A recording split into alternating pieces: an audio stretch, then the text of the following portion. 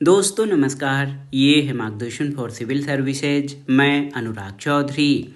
दोस्तों, भारतीय इतिहास के इम्पॉर्टेंट नोट्स के अंतर्गत इस वीडियो में आप पढ़ेंगे प्राचीन भारत के इतिहास के अंतर्गत प्राचीन इतिहास के स्रोत और भारतीय इतिहास के काल विभाजन से संबंधित महत्वपूर्ण नोट्स, जो आपके आगामी विभिन्न परीक्षाओं के सामान्य ज्ञान और सामान्य अध्ययन के साथ विभिन्न अध्यापक भर्ती परीक्षाओं के लिए बहुत ही उपयोगी है। तो आइए शुरू करते हैं भारतीय इतिहास के इम्पॉर्टेंट नोट्स। इसमें सबसे पहले हम प्राचीन इतिहास के स्रोत से संबंधित महत्वपूर्ण तथ्यों को कवर करेंगे। दोस्तों, ये हैंड रिटन नोट्स हैं जो कि आपको परीक्षाओं के लिए कम समय में अधिकतम रिवीजन या तैयारी की दृष्टि से बनाए गए हैं। इसको आइए जानते हैं। सामान्य रूप से भारत के परिचय या भारत के इतिहास के बारे में जान लेते हैं। तो उत्तर में हिमालय से लेकर दक्षिण में समुद्र तक फैला ये उपमहाद्वीप भारतवर्ष के नाम से ज्ञात है, जिसे महाकाव्य और पुराणों में भारतवर्ष यानी भारतों के देश और यहाँ के निवासियों को भारतीय अर्थात भरत की संतान कहा गया है।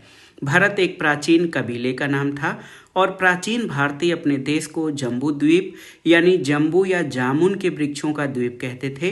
प्राचीन ईरानी इसे सिंधु नदी के नाम से जोड़ते थे, जिसे वे सिंधु न कहकर हिंदू कहते थे, और यही नाम फिर पूरे पश्चिम में फैल गया और पूरे देश को इसी एक नदी के नाम से जाना जाने लगा। यूनानी इसे इंडे और अरब इसे हिंद कहते थे और मध्यकाल में इस देश को हिंदुस्तान कहा जाने लगा। और ये शब्द भी फारसी शब्द हिंदू से बना है और यूनानी भाषा के इंदे के आधार पर अंग्रेजों ने इसे इंडिया कहा। विंध्य की पर्वत श्रृंखला देश को उत्तर और दक्षिण दो भागों में बांटती है और उत्तर में इंडो यूरोपी परिवार की भाषाएं बोलने वालों की और दक्षिण में द्रविड़ परिवार की भाषाएं बोलने वाले लोगों का बहुमत है। और आप जान लीजिए, भारत की जनसंख्या का निर्माण जिन प्रमुख नस्लों के या विभिन्न प्रजातियों के लोगों के मिश्रण से हुआ है वो प्रोटो ऑस्ट्रेलॉयड हैं, पैलियो मेडिटेरेनियन हैं, काकेशायड, निग्रोइड और मंगोलायड हैं। तो आइए देखते हैं प्राचीन भारत के इतिहास के स्रोत कौन कौन से हैं। प्राचीन भारतीय इतिहास को जानने के स्रोतों की बात करें तो इसे हम पुरातात्विक स्रोत, साहित्यिक स्रोत और विदेशी यात्रियों के विवरण के आधार पर जान और समझ सकते हैं। तो प्राचीन भारतीय इतिहास के विषय में जानकारी मुख्यतः पुरातात्विक स्रोत, साहित्यिक स्रोत और विदेशी यात्रियों के विवरण से प्राप्त होती है। आइए जानते हैं पुरातात्विक साक्ष्यों के बारे में। तो आप जान लीजिए पुरातात्विक साक्ष्य क्या हैं। तो प्राचीन वस्तुओं या इमारतों के अवशेषों का अध्ययन पुरातत्व शास्त्र कहलाता है। देखिए, बहुत ही महत्वपूर्ण है दोस्तों, प्राचीन वस्तुओं या इमारतों के अवशेषों का अध्ययन पुरातत्व शास्त्र के अंतर्गत किया जाता है। और भारतीय पुरातत्व शास्त्र के जनक या पितामह अलेक्जेंडर कनिंघम को कहा जाता है और ये प्रश्न कई बार पूछा भी गया है। पुरातात्विक साक्ष्यों में अभिलेख और शिलालेख भी बहुत ही महत्वपूर्ण हैं। तो आइए अभिलेख और शिलालेखों के बारे में जानते हैं। देखिए, अभिलेखों के अध्ययन को पुरालेख शास्त्र कहा जाता है, यानी अभिलेखों का अध्ययन पुरालेख शास्त्र के अंतर्गत किया जाता है। और इसमें अभिलेखों और शिलालेखों में सबसे महत्वपूर्ण बोगज कोई अभिलेख है, जो कि 1400 ईसा पूर्व का है। याद रखिएगा, बोगज कोई अभिलेख 1400 ईसा पूर्व का है और इसमें इंद्र, मित्र, वरुण और नासत्य देवताओं का उल्लेख किया गया है। और ये जो अभिलेख है आर्यों के पूर्व की ओर यानी ईरान से आने का साक्ष्य है। बोगज कोई अभिलेख यहाँ पर दर्शाया गया है। तो बहुत ही महत्वपूर्ण जो है ग्रंथ, आप देखिए, ये बहुत ही महत्वपूर्ण अभिलेख बोगज कोई अभिलेख है जो 1400 ईसा पूर्व का है। बोगज कोई अभिलेख 1400 ईसा पूर्व का है और इसमें इंद्र, मित्र, वरुण और नासत्य आदि देवताओं का उल्लेख किया गया है। आप जान लीजिए कि ये बहुत ही महत्वपूर्ण है और इससे प्राचीन भारत के इतिहास के बारे में जानकारी मिलती है। तो भारतीय पुरातत्व शास्त्र यानी father of Indian archaeology Alexander Cunningham हैं। और 1400 ईसा पूर्व के अभिलेख बोगज कोई, जिसको कि बोगज कोई को एशिया माइनर अभिलेख भी कहा जाता है। याद रखिएगा, बोगज कोई अभिलेख जो कि एशिया माइनर से वैदिक देवताओं मित्र, वरुण, इंद्र और नासत्य को आप जानते होंगे कौन है, ये अश्वनी कुमार हैं। अश्विनी कुमार जो हैं इनको नासत्व कहा जाता है। तो नासत्य, तो याद रखिएगा कि बोगज कोई अभिलेख जो है वो एशिया माइनर से प्राप्त हुआ है। इसमें वैदिक देवताओं इंद्र, मित्र, वरुण और नासत्य का उल्लेख किया गया है। और आप जान लीजिए दोस्तों कि ये अभिलेख बहुत ही महत्वपूर्ण है। मास्की और गुर्जरा अभिलेख, इसमें अशोक के नाम का स्पष्ट अभिलेख है या अशोक के नाम को स्पष्ट करने वाला अभिलेख मास्की और गुर्जरा अभिलेख हैं। समुद्रगुप्त की प्रयाग प्रशस्त भी बहुत ही महत्वपूर्ण जो है स्रोत है और साक्ष्य है, जो कि राजकवि हरिसेन के द्वारा उत्कीर्ण किया गया है।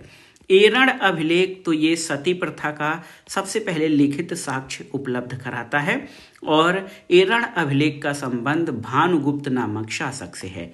और भीतरी स्तंभ लेख, ये सबसे पहले भारत पर हूण आक्रमण की जानकारी देता है और इसका संबंध स्कंद गुप्त से है। तो याद रखिएगा, सबसे पहले भारत पर होने वाले हूण आक्रमण की जानकारी भीतरी स्तंभ लेख से मिलती है। और एक और आप जान लीजिए कि सबसे पहले भारतवर्ष का जिक्र हाथी गुम्फा अभिलेख में पाया जाता है। हाथी गुम्फा अभिलेख में सबसे पहले भारतवर्ष का उल्लेख पाया जाता है। और अभिलेखों का अध्ययन एपीग्राफी कहलाता है। एपीग्राफी के अंतर्गत अभिलेखों का अध्ययन किया जाता है। इसके अलावा इतिहास को जानने के स्रोतों में आप देखिए सिक्के भी महत्वपूर्ण होते हैं। सिक्के महत्वपूर्ण साक्ष्य होते हैं प्राचीन भारत के इतिहास के अध्ययन के लिए। सिक्कों के अध्ययन को मुद्रा शास्त्र या न्यूमिस्मेटिक्स कहा जाता है। याद रखिएगा, सिक्कों के अध्ययन को मुद्रा शास्त्र या न्यूमिस्मेटिक्स कहा जाता है। प्राचीन सिक्के जो है आहत सिक्के या पंचमार्क सिक्के कहलाते थे, जिनको केवल चिन्ह का ठप्पा लगाकर इनको बनाया जाता था। और सबसे पहले स्वर्ण सिक्के हिंद यूनानी शासकों के द्वारा जारी किए गए थे। ये भी आप जान लीजिए कि प्राचीनतम सिक्कों को आहत या पंचमार्क सिक्के कहा जाता था और इनको प्राचीन साहित्य में कासार्पण कहा गया है। कासार्पण जो है प्राचीन आहत सिक्कों को कहा गया है। और समुद्रगुप्त के सिक्कों पर बीड़ा बजाते हुए चित्रण किया गया है, जो कि उसके संगीत प्रेमी होने का साक्ष्य है। इसके अलावा स्मारक भवन और गुफाएं भी प्राचीन भारत के इतिहास को जानने के प्रमुख स्रोत हैं। इमारतों के अवशेष आदि का अध्ययन इसमें किया जाता है। एक जगह है कुंभार, यहाँ पटना में है। यहाँ से चंद्रगुप्त मौर्य के राजप्रसाद के अवशेष मिलते हैं। और सम्राट अशोक के द्वारा बराबर की पहाड़ियों में 4 गुफाओं का निर्माण किया गया था, जो कि आजीविकों को प्रदान किए गए। इसमें सुदामा, कर्ण चौपड़ गुफा, विश्व झोपड़ी और लोमस ऋषि गुफा, ये 4 गुफाएं हैं जिसका कि निर्माण जो है अशोक के द्वारा कराया गया था। कुछ अन्य महत्वपूर्ण तथ्यों को जान लेते हैं। सर्वाधिक स्वर्ण मुद्राएं किसके द्वारा जारी की गई? तो गुप्त शासकों के द्वारा सबसे अधिक स्वर्ण मुद्राएं जारी की गई थी। और सर्वाधिक शुद्ध स्वर्ण मुद्राएं किसने जारी किया? तो कुषाण शासकों के द्वारा सर्वाधिक शुद्ध स्वर्ण मुद्राएं जारी की गई थीं। अब देखिए यहाँ पर आप देख सकते हैं मूर्तियाँ और चित्रकला भी प्राचीन भारतीय इतिहास को जानने के प्रमुख स्रोत हैं। कुषाण काल में बौद्ध धर्म से संबंधित मूर्तियों का निर्माण किया गया और बुद्ध की प्राचीनतम मूर्तियाँ गांधार शैली में निर्मित हैं। और अजंता की गुफाओं के चित्र, जहाँ से प्राचीन भारतीय चित्रकला के बारे में महत्वपूर्ण जानकारी मिलती है, ये चित्र 1ली शताब्दी ईसा पूर्व से 7वीं शताब्दी ईस्वी तक बनाए गए हैं। देखिए, दशरथ जो कि मौर्य वंश का शासक था, दशरथ द्वारा नागार्जुनी पहाड़ियों में गुफाओं का निर्माण किया गया, जिसको आजीविकों को दान में दिया गया। इसमें गोपी, वेदाइका और वापिया की गुफा महत्वपूर्ण है। तो ये जो हैं, ये जो महत्वपूर्ण अध्ययन हमने किया, ये सभी पुरातत्व संबंधी साक्ष्य हैं जिनसे कि हमें भारतीय इतिहास के बारे में जानकारी मिलती है। इसके बाद आइए साहित्यिक साक्ष्य या स्रोतों के बारे में जानते हैं, जिससे भारतीय इतिहास के बारे में हमको जानकारी मिलती है। साहित्यिक स्रोत के बारे में जानते हैं। देखिए दोस्तों, साहित्यिक स्रोतों में धार्मिक साहित्य और लौकिक साहित्य आते हैं। साहित्यिक जो स्रोत हैं उसमें जो है पुराने हमारे धार्मिक साहित्य आते हैं। धार्मिक साहित्य के अंतर्गत वेद, वेदांग, उपनिषद, ब्राह्मण ग्रंथ, आरण्यक, पुराण, बौद्ध ग्रंथ और जैन ग्रंथ शामिल हैं। बौद्ध ग्रंथ जिसमें त्रिपिटक, जातक, दीपवंश, महावंश आदि हैं, इनसे मौर्यकालीन इतिहास की जानकारी भी मिलती है। और जैन ग्रंथ जैसे विशिष्ट रूप से परिशिष्ट पर्वन, भद्रबाहुचरित और भगवती सूत्र से महत्वपूर्ण साहित्यिक जो है ऐतिहासिक साक्ष्य मिलते हैं। भगवती सूत्र एक जैन धर्म से संबंधित ग्रंथ है जिसमें महाजनपदों की चर्चा की गई है। मिलिंद पन्हु एक ग्रंथ है जिसमें यवन शासक मिनांडर के बारे में जानकारी मिलती है। वेदों के बारे में हमने जाना तो वेदों की संख्या 4 है। ऋग्वेद, सामवेद, यजुर्वेद और अथर्ववेद। आप जानते हैं ऋग्वेद ऋचाओं का संग्रह है, सामवेद गीत रूप मंत्रों का संग्रह है, इसको संगीत का प्रथम साक्ष्य भी कहा जाता है। यजुर्वेद यज्ञ अनुष्ठान के नियम और कर्म कांडों का वर्णन करता है। और अथर्ववेद जो है ये तंत्र मंत्र और जादू टोना का ज्ञान प्राप्त कराने वाला महत्वपूर्ण स्रोत है। तो याद रखिएगा, ऋग्वेद ऋचाओं के क्रमबद्ध ज्ञान को ऋग्वेद कहा जाता है। ऋग्वेद में 10 मंडल, 1028 सूक्त और 10,462 ऋचाएं हैं। और इस वेद के ऋचाओं को पढ़ने वाले ऋषि को होत्र कहा जाता है। और विश्वामित्र द्वारा रचित ऋग्वेद के तीसरे मंडल में सूर्य देवता सावित्री को समर्पित प्रसिद्ध गायत्री मंत्र है। और आप जान लीजिए कि चतुष्वर्ण समाज यानी जो 4 वर्णों का समाज है, ब्राह्मण, क्षत्रिय वर्ण और ब्राह्मण, क्षत्रिय, वैश्य और शूद्र आदि का स्रोत ऋग्वेद का 10वां मंडल, इसमें वर्णित पुरुष सूक्त है, जिसके अनुसार ब्राह्मण, क्षत्रिय, वैश्य और शूद्र आदि पुरुष ब्रह्मा के क्रमशः मुख, भुजा, जंघा और चरणों से उत्पन्न हुए हैं। और प्रमुख जो ऐतिहासिक साहित्य है उनसे भी हमें भारतीय इतिहास के बारे में जानकारी मिलती है।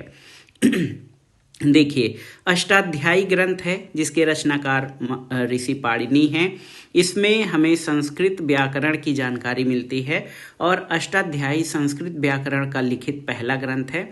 इस ग्रंथ में पूर्व मौर्य काल की सामाजिक दशा का चित्रण किया गया है।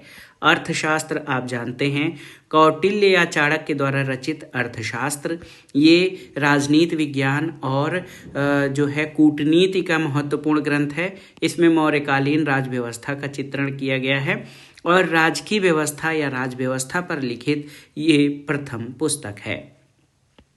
राजतरंगिणी, ये कल्हड़कृत राजतरंगिणी, इसमें कश्मीर के इतिहास का वर्णन किया गया है। और पतंजलि की महाभाष्य, इसमें मौर्योत्तर कालीन व्यवस्था की जानकारी मिलती है। तो याद रखिएगा, भारतीय इतिहास को समझने के ये प्रमुख ऐतिहासिक जो साहित्य हैं या इनसे भी प्राचीन भारतीय सामाजिक, आर्थिक, राजनीतिक आदि व्यवस्थाओं की जानकारी मिलती है। साथ ही साथ साहित्य में विदेशी यात्रियों के वृत्तांत भी महत्वपूर्ण होते हैं, जहां से हमें प्राचीन भारतीय इतिहास को समझने में मदद मिलती है। आप देखिए, जो विदेशी यात्रियों के वृत्तांत हैं उसमें मुख्य रूप से यूनानी लेखक, चीनी लेखक, अरबी और अन्य लेखकों को शामिल किया जा सकता है। हेरोडोटस, ये प्रमुख विदेशी यात्री में यूनानी यात्री रहे हैं। हेरोडोटस को इतिहास का पिता या फादर ऑफ हिस्ट्री कहा जाता है। ये यूनानी इतिहासकार थे। इन्होंने अपनी रचनाओं में कल्पित कहानियों को स्थान दिया था। एक लेखक हैं टीसीएस, ये ईरान के राजवैद्य थे। मेगास्थनीज, इनकी रचना इंडिका है। और मेगास्थनीज चंद्रगुप्त मौर्य के दरबार में सेल्यूकस के राजदूत के रूप में आए थे और इन्होंने मौर्यकालीन समाज और राजव्यवस्था का वर्णन अपने ग्रंथ में किया है। टालेमी ने जियोग्राफिका नामक पुस्तक की रचना की है। इनको भूगोल का पिता कहा जाता है। प्लिनी, तो याद रखिएगा, प्लिनी की रचना है नेचुरल हिस्ट्री और इसकी रचना पहली सदी में की गई। इसके अलावा एक पुस्तक है पेरिप्लस ऑफ द एरिथ्रियन सी, इसके लेखक का नाम का पता नहीं है और इस ग्रंथ में भारत के बंदरगाहों और व्यापारिक वस्तुओं के बारे में जानकारी दी गई है या दर्ज है। चीनी यात्रियों में मुख्य रूप से फाहियान, संगयुन, ह्वेनसांग और इत्सिंग के वर्णन महत्वपूर्ण हैं। फाहियान 399 में भारत आया था और ये चंद्रगुप्त द्वितीय के दरबार में रहा था। ये 14 वर्ष तक भारत में रहा। सुंगयुन जो है 518 ईस्वी में भारत आया और 3 वर्षों में बौद्ध धर्म ग्रंथों की प्रतियां इसने एकत्र की थीं। ह्वेनसांग हर्षवर्धन के शासनकाल में भारत आया था। ह्वेनसांग की पुस्तक है सी यू की और हर्षवर्धन के शासनकाल में ये 630 ईस्वी में भारत आया था और ये भारत में 15 वर्ष तक रहा। हर्षकालीन समाज में धर्म और राजनीति का विवरण इसके ग्रंथ से प्राप्त होता है। इत्सिंग महत्वपूर्ण चीनी यात्री रहा। 7वीं शताब्दी के अंत में ये भारत आया था और नालंदा विक्रमशिला विश्वविद्यालय में इसने अध्ययन किया और अपने लेखन में इसने जो है भारतीय समाज का वर्णन किया है। कुछ महत्वपूर्ण अरबी लेखक भी हैं जिनसे इतिहास के बारे में जानकारी मिलती है। अल-बरूनी, तो ये महमूद गजनवी के साथ भारत आया 1017 ईस्वी में। अल-बरूनी आधुनिक तुर्कमेनिस्तान का निवासी था। इसकी रचना किताबुल हिंद या तहकीके हिंद है जो कि इतिहास के दृष्टिकोण से बहुत ही महत्वपूर्ण है। इब्न बतूता, तो इसका यात्रा वृत्तांत रहला नाम से प्रसिद्ध है, आप जानते हैं। इब्न बतूता 1333 में भारत आया था और इब्न बतूता के ज्ञान और इसके दृष्टिकोण से प्रभावित होकर मोहम्मद बिन तुगलक, जो कि तत्कालीन सुल्तान था, उसने इब्न बतूता को दिल्ली का काजी यानी न्यायाधीश नियुक्त किया था। इसके अलावा अन्य लेखकों में आप देख सकते हैं तारानाथ, 1575 से 1643 ईस्वी, ये तिब्बती लेखक थे। इनका ग्रंथ कंग्यूर या तंग्यूर है। मार्को पोलो, ये 13वीं शताब्दी के अंत में 1288 से 1292 तक पांड्य देश की यात्रा पर आया था मार्को पोलो और इसका विवरण पांड्य इतिहास के अध्ययन के लिए उपयोगी है। तो ये विदेशी यात्रियों के विवरण थे और उनके प्रमुख ग्रंथ जिनसे प्राचीन भारतीय इतिहास के बारे में हमारी समझ विकसित होती है। तो भारतीय इतिहास के प्रमुख स्रोतों के बाद आइए भारतीय इतिहास के काल विभाजन के बारे में जान लेते हैं। भारतीय इतिहास का काल विभाजन, तो दोस्तों भारतीय इतिहास को अध्ययन की सुविधा की दृष्टि से 3 भागों में बांटा गया है। ऐसे प्राचीन भारत, मध्यकालीन भारत और आधुनिक भारत। प्राचीन भारत को भी कई भागों में बांटा गया है जिसमें मुख्य रूप से प्रागैतिहासिक काल, आद्य ऐतिहासिक काल और ऐतिहासिक काल है। इन तीनों में प्रमुख अंतर क्या है इसको जानते हैं। प्रागैतिहासिक काल, याद रखिएगा कि इसमें कोई लिखित साक्ष्य उपलब्ध नहीं है और मानव जीवन पूर्णतः सभ्य नहीं था। आद्य ऐतिहासिक काल, तो आप जान लीजिए आद्य ऐतिहासिक काल में पुरातात्विक साक्ष्य उपलब्ध हैं, लेकिन इस काल में उपलब्ध लिखित साक्ष्यों को अभी तक पढ़ा नहीं जा सका है और आद्य ऐतिहासिक काल को कांस्य युग भी कहा जाता है। प्राचीन भारत इतिहास का जो विवरण है या वर्णन है उसके विभाजन में ऐतिहासिक काल का बहुत ही महत्वपूर्ण है स्थान है। ऐतिहासिक काल में जो लिखित साक्ष्य प्राप्त हुए हैं इन साक्ष्यों को पढ़ने में सफलता मिली है और लगभग 600 ईसा पूर्व के बाद के काल को ऐतिहासिक काल कहा जाता है। देखिए, आइए जो भारतीय इतिहास का काल विभाजन है इसको जानते हैं, क्योंकि ये अध्ययन की सुविधा के दृष्टिकोण से ही ये काल विभाजन किया गया है। ये बहुत ही महत्वपूर्ण है। अध्ययन की सुविधा की दृष्टि से ही काल विभाजन किया गया है। इतिहास का विभाजन प्री हिस्ट्री यानी प्रागैतिहासिक, आद्य इतिहास यानी प्रोटो हिस्ट्री और इतिहास यानी हिस्ट्री या ऐतिहासिक काल के रूप में किया गया है। तो जिस काल में मनुष्य ने घटनाओं का कोई लिखित विवरण उद्धृत नहीं किया वो प्रागैतिहासिक काल है। आद्य ऐतिहासिक काल वो काल है जिस काल में लेखन कला के प्रचलन के बाद जो लेख हैं या जो अक्षर हैं वो पढ़े नहीं जा सके हैं। और मानव विकास का वो काल इतिहास या ऐतिहासिक काल कहा जाता है जो कि जिसका लिखित विवरण उपलब्ध है और जिसको या जिन स्रोतों को पढ़ने में सफलता प्राप्त हुई है। अब आइए देखते हैं जो विभाजन है उसमें पाषाण काल के बारे में जानते हैं। पाषाण काल जो है ये बहुत ही महत्वपूर्ण है। पाषाण काल को हम अध्ययन की सुविधा के दृष्टि से पूरा पाषाण काल, मध्य पाषाण काल और नव पाषाण काल में विभाजित कर सकते हैं। आप देखिए पूरा पाषाण काल का जो समय है वो 5 लाख से 10,000 ईसा पूर्व है। मध्य पाषाण काल 10,000 ईसा पूर्व से 6,000 ईसा पूर्व और नव पाषाण काल 6,000 ईसा पूर्व से 1,000 ईसा पूर्व का काल है। पूरा पाषाण काल में आप देखिए निम्न पूरा पाषाण काल जिसको सल्क संस्कृत कहा जाता है, इसका विस्तार सोहन घाटी और बेलन घाटी में मिलता है। इसके अलावा देखिए जो पूरा पाषाण काल है इसका जो विभाजन है ये निम्न पूरा पाषाण काल, मध्य पूरा पाषाण काल और उच्च पूरा पाषाण काल में किया गया है।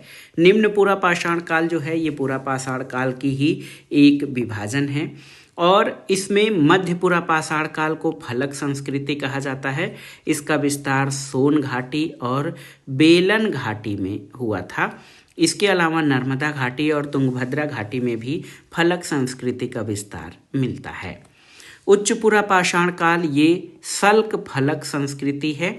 इसका विस्तार या इसका जो खोज है वो बेलन घाटी, मध्य भारत, छोटा नागपुर घाटी और कर्नाटक तथा आंध्र प्रदेश आदि में मिलता है। यानी यहाँ पर इस संस्कृति यानी उच्च पूरा पाषाण काल की खोज हुई है। देखिए एक टर्म आता है क्या, ईसा पूर्व और ईसा जो है ईडी या ईसवी सन। ईसा पूर्व और ईसवी सन, ईसा पूर्व को बीसी और ईसवी को एडी कहा जाता है। बीसी का मतलब क्या होता है? बीसी का मतलब before the birth of Jesus Christ, before the birth of Jesus Christ यानी ईसा मसीह के जन्म के पूर्व का समय। और 0 पे ईसा मसीह का जन्म अगर जो माना जाए तो एडी जो है ईसा मसीह के जन्म का बाद यानी एन्नो डोमिनी, इसका अर्थ होता है in the year of Lord Jesus Christ. तो बीसी जो है वो ईसा मसीह के जन्म के पहले का समय काल है और एडी या ईसवी सन ईसा मसीह के जन्म की तिथि से प्रारंभ हुआ है। ईसवी को लैटिन में एडी या एन्नो डोमिनी भी कहा जाता है। तो ये बहुत ही महत्वपूर्ण है। अगर जो हम इसको उदाहरण से समझें कि महात्मा बुद्ध का जन्म 563 ईसा पूर्व में और मृत्यु 483 ईसा पूर्व में हुआ था, यानी ईसा मसीह के जन्म के 563 वर्ष पूर्व महात्मा बुद्ध का जन्म और 483 वर्ष पूर्व उनकी मृत्यु हुई थी। अब आइए जानते हैं पूरा पाषाण काल की अवस्थाओं के बारे में। पूरा पाषाण काल की अवस्थाएं। पूरा पाषाण काल को अध्ययन की दृष्टि से आप देखिए पूर्व पूरा पाषाण काल, मध्य पूरा पाषाण काल और उत्तर पूरा पाषाण काल में बांटकर हम इसका अध्ययन कर सकते हैं। ये बहुत ही महत्वपूर्ण है। आप देखिए भारत में जो पूर्व पूरा पाषाण काल है ये 5 लाख ईसा पूर्व से 50,000 ईसा पूर्व। इसमें कुल्हाड़ी यानी हैंड एक्स जिसको हस्त कुठार कहा जाता है, इस प्रकार के जो हथियार थे उनकी प्रधानता थी। इसमें विदाड़ी यानी क्लीवर और खंडक या चॉपर का प्रयोग किया गया था पूर्व पूरा पाषाण काल में। मध्य पूरा पाषाण काल का समय 50,000 ईसा पूर्व से 40,000 ईसा पूर्व है। इसमें फलक, बेधनी, छेदनी और खुरचनी का प्रयोग किया गया। उत्तर पूरा पाषाण काल 40,000 ईसा पूर्व से 10,000 ईसा पूर्व है। इसमें शल्क, फलक और इसके अलावा तक्षणी और खुरचनी का अत्यधिक प्रयोग मिलता है और इन्हीं औजारों की विशेषताओं के आधार पर इन कालों की विशेषताओं का निर्धारण किया गया है। भारत में जो प्रमुख पूर्व पूरा पाषाण कालीन स्थल हैं उनको जानते हैं। देखिए, सोवन या सोहन नदी घाटी, ये पंजाब, पाकिस्तान के पंजाब क्षेत्र में है। इसके अलावा देखिए बेलन घाटी मिर्ज़ापुर उत्तर प्रदेश में, डींडवाना राजस्थान में, भीमबेटका आप जानते हैं भोपाल मध्य प्रदेश में है। नेवासा संस्कृति, इसका विस्तार महाराष्ट्र में, होसंगी ये कर्नाटक में, पहलगांव कश्मीर में और पटने, सबसे पहले यहाँ पर शुतुरमुर्ग के साक्ष्य मिले हैं, ये महाराष्ट्र में स्थित है।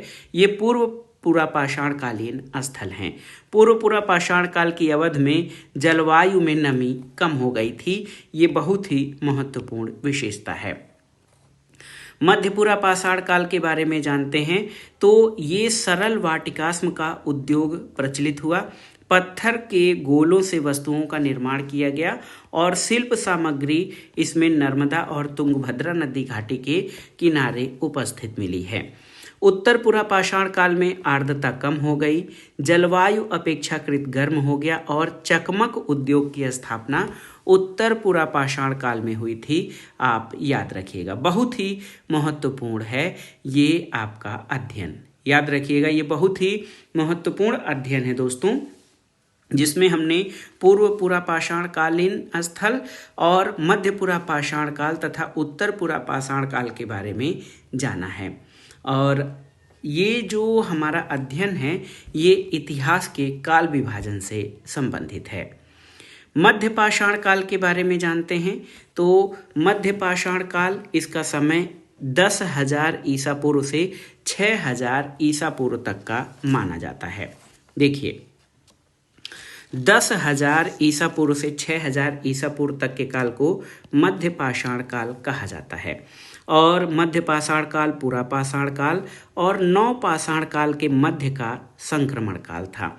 इसमें मुख्यतः जो विशेषताएं थी, मनुष्य आखेटक और पशुपालक के रूप में था। गर्म जलवायु के परिणाम स्वरूप वनस्पतियों और जीवों में वृद्धि हुई और अधिकतर अहिंसक पशुओं को मनुष्य ने पालतू बनाया और सबसे पहला पालतू पशु आप याद रखिएगा कुत्ता था। और मध्य पाषाण काल में पत्थर के छोटे छोटे औजारों का प्रयोग किया गया। इन छोटे औजारों को माइक्रोलिथ कहा जाता है। मध्य पाषाण काल के बाद नव पाषाण काल आया, जिसका समय 6,000 से 4,000 ईसा पूर्व है। इसमें पशुओं को पालतू बनाने का कार्य किया गया और कृषि के साक्ष्य मेहरगढ़ से प्राप्त हुए हैं। कृषि का प्राचीनतम या पहला उदाहरण मेहरगढ़ से प्राप्त हुआ है और ये मेहरगढ़ प्राचीनतम साक्ष्य है जो कि वर्तमान पाकिस्तान में बलूचिस्तान प्रांत के पास है।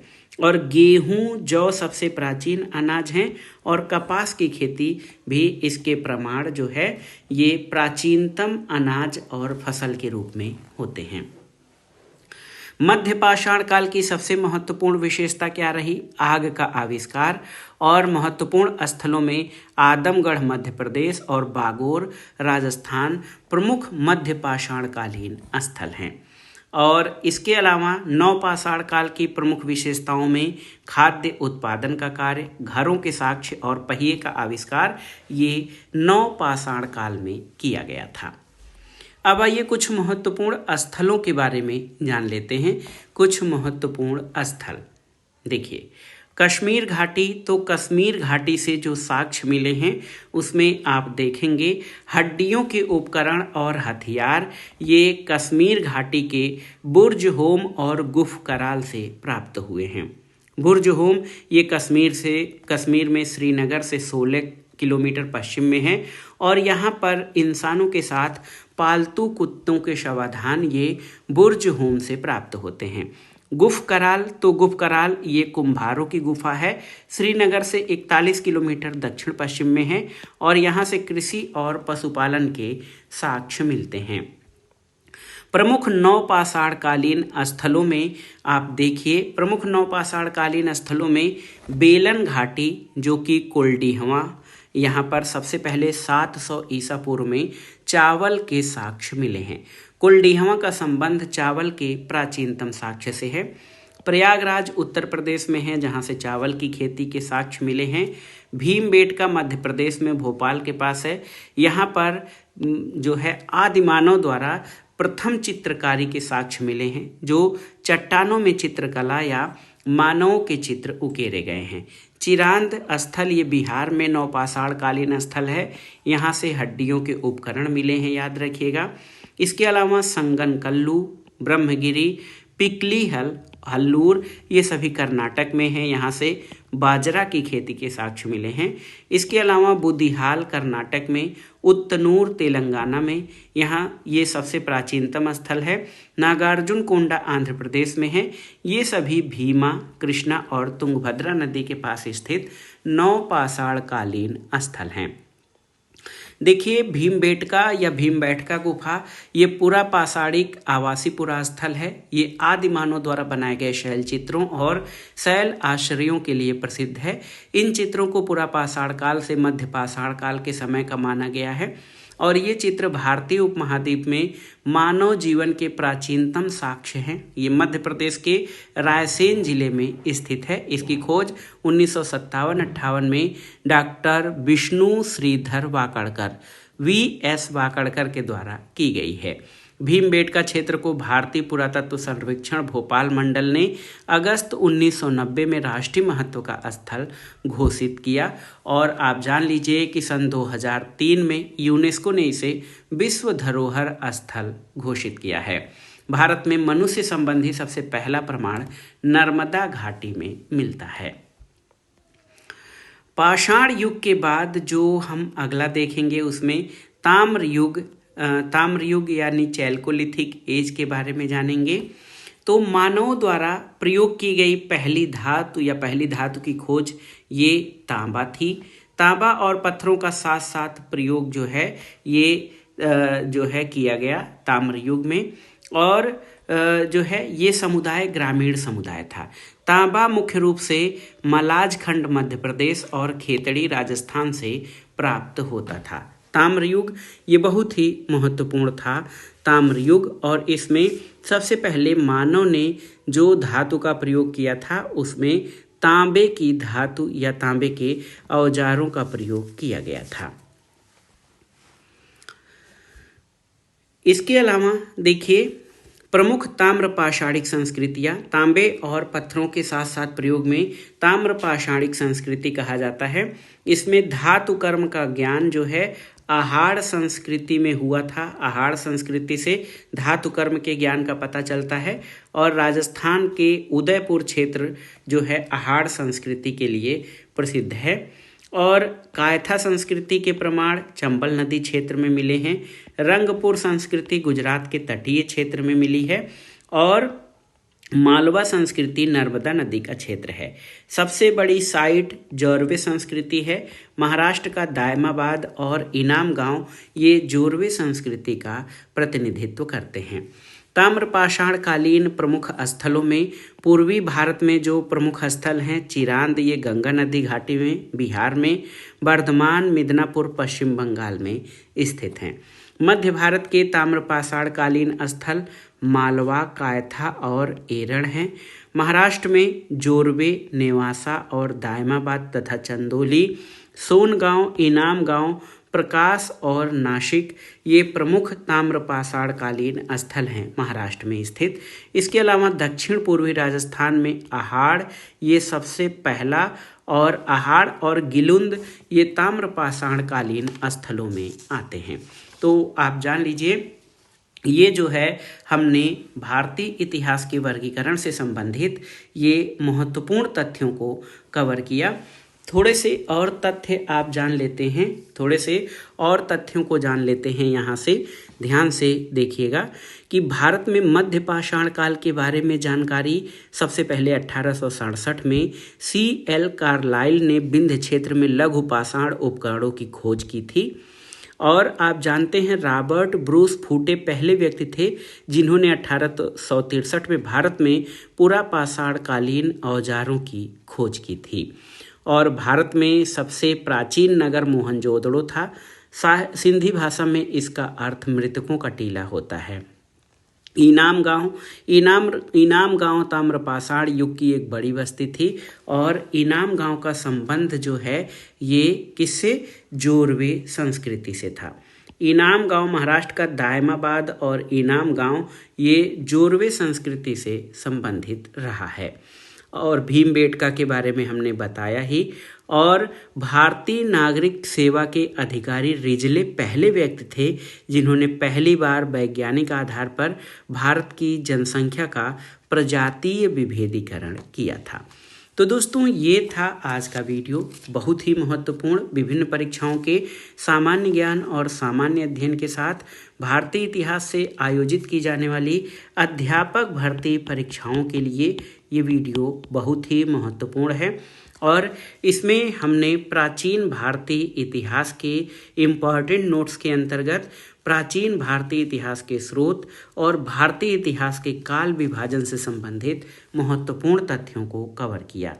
ये सभी प्रश्न बहुत ही इम्पॉर्टेंट हैं, आप इनको अच्छे से तैयार कर लीजिएगा, याद कर लीजिएगा, ताकि परीक्षाओं में जब ये प्रश्न पूछे जाएं तो आप उनको सही अटेम्प्ट कर सकें। ये वीडियो आपको कैसा लगा हमें कमेंट बॉक्स में ज़रूर बताइएगा। वीडियो को लाइक करें, शेयर करें और इस चैनल मार्गदर्शन फॉर सिविल सर्विसेज को सब्सक्राइब करें। वीडियो देखने के लिए धन्यवाद। नमस्कार।